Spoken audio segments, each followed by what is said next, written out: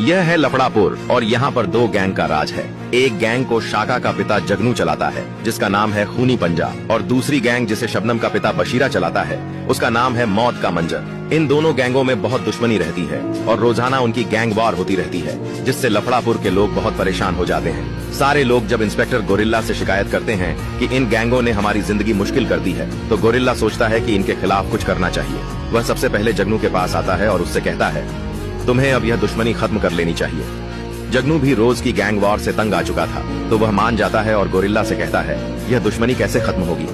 Gorilla कहता है, अब एक ही तरीका है, अगर तुम शाका की शादी शबनम से कर दो तो यह दुश्मनी रिश्तेदारी में बदल जाएगी और खत्म हो जाएगी। जगनू तैयार हो जाता है और जगनू के कहने पर शाका भी मान जाता है। जगनू बशीरा के पास जाता है और कहता है, यह रोज रोज की गैंग वॉर ठीक नहीं है, अब इस दुश्मनी को रिश्तेदारी में बदल दो।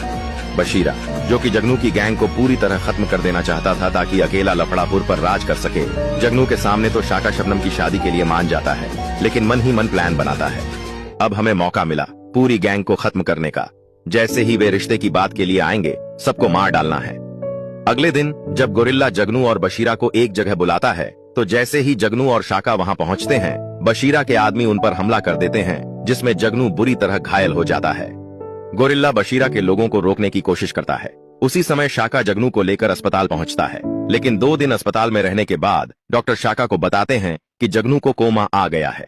अब सवाल यह है, क्या शाका जगनू का बदला ले पाएगा या नहीं।